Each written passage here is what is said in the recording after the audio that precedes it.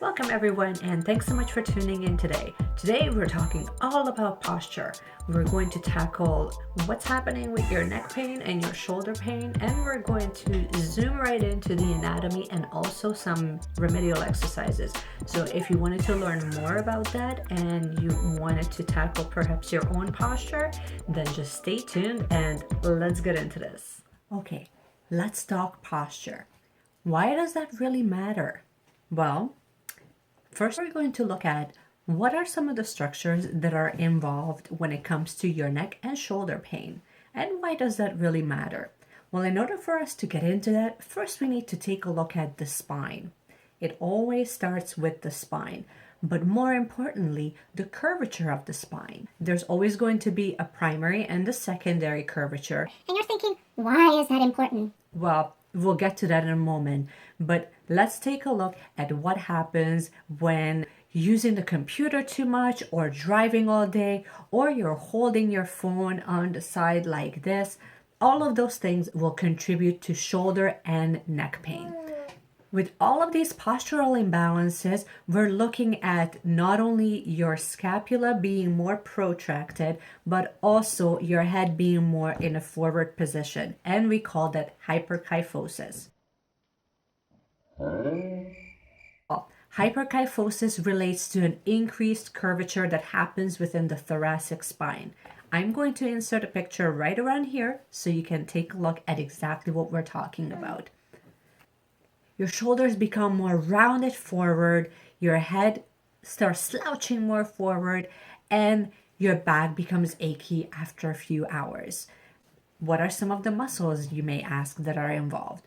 Well, at the front, we're looking at pec major, pec minor, subclavius, and serratus anterior. And in the back, some of the muscles that become really weakened and tight, it's going to be your sternocleidomastoid, it's going to be your upper traps, and your levator scapulae. Obviously, there are more muscles that are involved, but these are just some of the more superficial ones that we're going to discuss today because you can actually affect them directly. Alright, let's get started with the exercise. Here, I'll be using a door frame to stabilize my arm. Bend your elbow to 90 degrees and stabilize your forearm by the door frame. Then gently lunge forward until you feel a slight pulling by your shoulder joint capsule all the way to the mid-chest area. This should not be extremely painful, and if it is, please stop immediately. Hold this position for 30 seconds leading up to 60 seconds. Work your way up gently. Don't forget to breathe. Start with side bending your head and imagine bringing your ear down towards your shoulder. Next, rotate your nose towards your armpit, then slowly and gently cradle your head and pull in the same direction to intensify the stretch. For more of an intense stretch, bring your opposite hand under your chair to stabilize and actively depress your opposite shoulder. You should feel a slight pulling sensation from the top of your shoulder to all the way towards the side of your neck. Don't forget to breathe. Hold this position for 30 seconds. For this exercise, you will need to use a TheraBand, but you may also use a rowing machine as well as the gym. Step through the band in with your feet hip width apart and with a slight squatting position. Engage your core as you breathe normally. Begin with your arms in front of you and pull the band back towards you while you're bending the elbow to 90-degree angle. Make sure you exhale as you shorten the muscle and inhale as you lengthen it. This should feel like a slight pulling in between your shoulder blades. Repeat this exercise for 3 sets of 12 repetitions.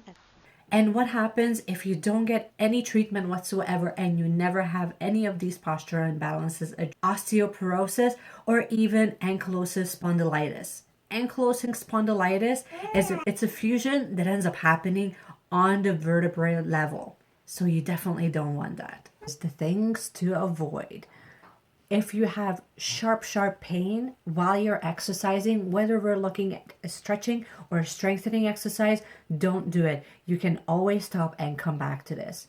If you're just recovering from an injury, then please make sure that you talk to your doctor before you start any type of remedial exercises, because you always have to make sure that you're not going to be causing more harm than good.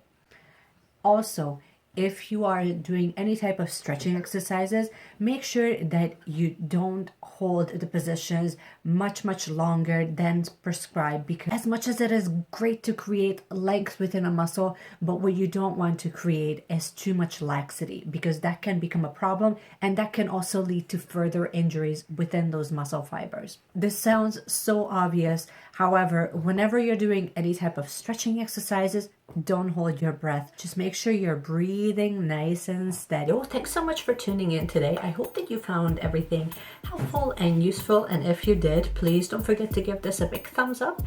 And don't forget to hit the subscribe button down below. And also let me know in the comments down below of how you're finding these exercises, if you're finding them too challenging or too easy, because then that way I can actually show you some alternatives as well.